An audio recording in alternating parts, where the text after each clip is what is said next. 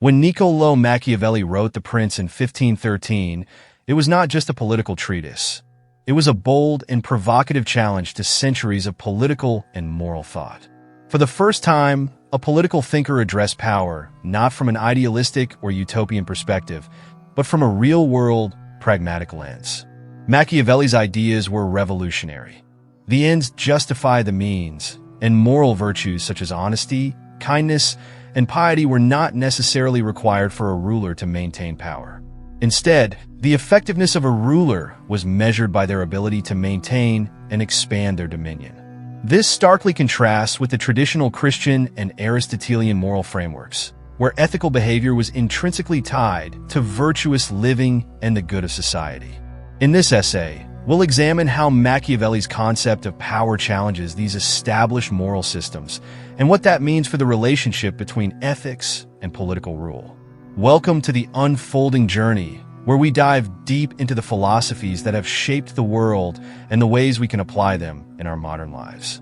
Today's exploration focuses on Niccolò Machiavelli's The Prince, a work that continues to stir debate among scholars, politicians, and thinkers.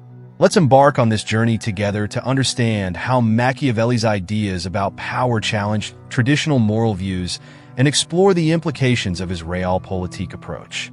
Machiavelli's The Prince is a manual for rulers, advising them on how to gain, hold, and expand political power.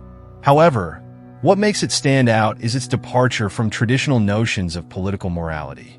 Unlike Aristotle, who placed virtue at the center of good governance, or Christian thinkers who linked politics with divine law and ethics, Machiavelli focused on practicality over morality. In Machiavelli's view, a ruler's ultimate goal should be to preserve the state. Power, for Machiavelli, is not an abstract concept tied to moral virtue, but rather a tool for survival and prosperity. This concept, which became known as Realpolitik, is centered around the notion that political success is more important than adhering to traditional moral or ethical norms. For example, in The Prince, Machiavelli famously claims, "The ends justify the means," suggesting that a ruler should be willing to employ any means necessary, deception, manipulation, cruelty, or force, to secure and maintain power. This is in stark contrast to traditional Christian and Aristotelian ethics, where virtue is inherently linked to the idea of the good life, and moral actions are seen as vital to both the individual's and society's well-being. Christian morality, as it was understood during Machiavelli's time, emphasizes a ruler's obligation to follow divine laws, practice Christian virtues, and govern in the interest of the common good. Christian rulers were expected to embody virtues such as justice, mercy, humility, and piety. Power was viewed as a gift from God, and it was the responsibility of rulers to govern according to Christian teachings and the teachings of Christ, whose example emphasized humility and sacrifice. Machiavelli, however, challenges this idea by suggesting that the pursuit of power is not necessarily tied to religious or ethical virtues. While Christian morality insists that rulers should act in accordance with divine law, Machiavelli argues that the success and security of the state often require actions that are morally questionable. A ruler who is too compassionate or who abides by Christian ethics, such as turning the other cheek, risks being taken advantage of by more ruthless and pragmatic opponents.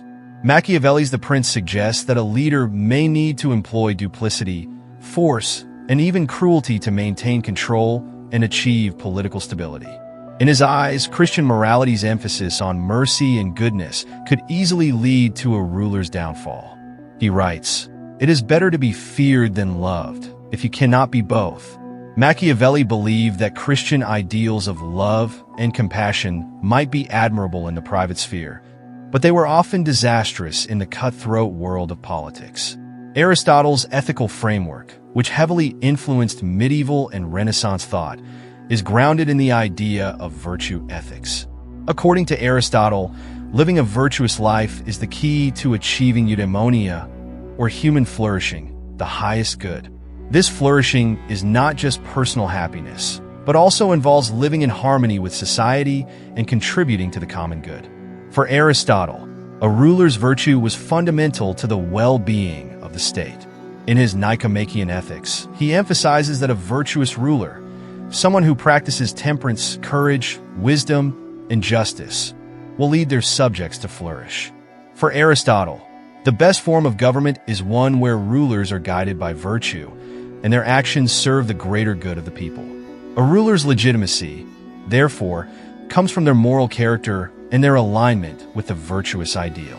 Machiavelli, however, diverges significantly from this perspective. In The Prince, the moral character of the ruler becomes secondary to their ability to wield power effectively. Whereas Aristotle saw virtue as the foundation of a just ruler, Machiavelli saw it as potentially limiting to political success. Machiavelli argues that a ruler who is overly concerned with maintaining virtue may become weak and ineffective in the face of danger or opposition. This difference underscores a fundamental challenge to Aristotle's ethical system. Machiavelli asserts that the pursuit of political stability and power often demands a departure from virtue. A ruler may need to act with deceit or cruelty if it helps maintain control over their state, and in some cases, this may even be seen as virtuous in a political sense, as it protects the greater good of the state. One of the most striking aspects of Machiavelli's thought is the moral flexibility he allows for rulers. In Machiavelli's world, the ruler's personal morality is subordinated to the practical requirements of governance. In contrast, both Christian and Aristotelian moral frameworks demand that rulers adhere to a strict set of ethical guidelines, even if this jeopardizes their political position. Machiavelli's advice to rulers reflects this pragmatism. In The Prince, he advocates for rulers to be both lion and fox, strong and forceful when needed, but also cunning and deceptive when the situation calls for it.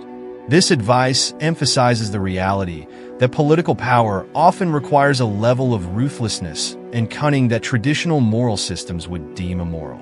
A ruler, for Machiavelli, cannot afford to be bound by ethical ideals if they threaten the stability of the state. Machiavelli's challenge to traditional Christian and Aristotelian morality raises profound questions about the relationship between ethics and power. If the pursuit of power is untethered from moral virtue, then what is the true purpose of governance? For Machiavelli, the primary goal of any ruler is the preservation of the state, and everything else, including ethical considerations, becomes secondary. The effectiveness of a ruler is defined by their ability to maintain power, not by their adherence to virtue. This view has profound implications. If a ruler's actions are justified solely by the need to secure and expand power, then there is no clear moral limit to what a ruler might do to achieve those ends. Lies, manipulation, cruelty, and betrayal become acceptable if they serve the greater good of the state, which is a perspective radically different from the moral framework of both Christianity and Aristotelian ethics.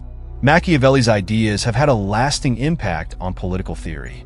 His philosophy of Realpolitik, where political action is judged by its outcomes rather than its adherence to ethical principles, has been influential in shaping modern politics.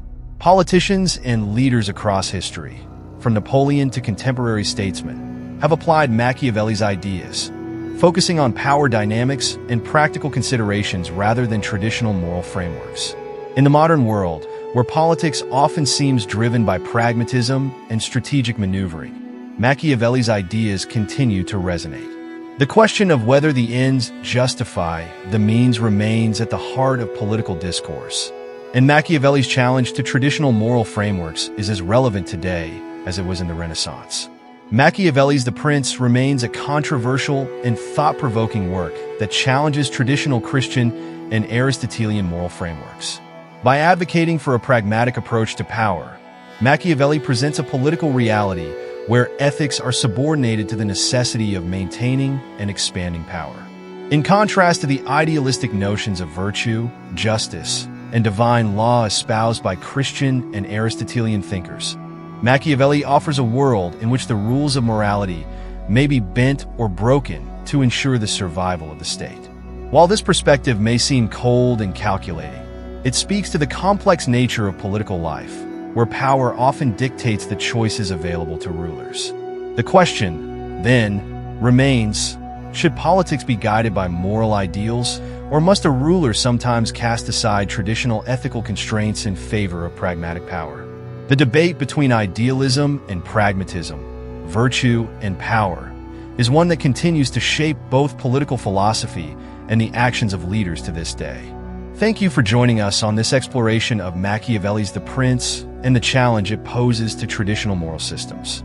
If you found this discussion insightful and want to dive deeper into philosophy, power, and politics, be sure to subscribe to The Unfolding Journey. Don't forget to hit the notification bell so you never miss an episode. Subscribe to the channel for more deep dives into philosophy and timeless wisdom.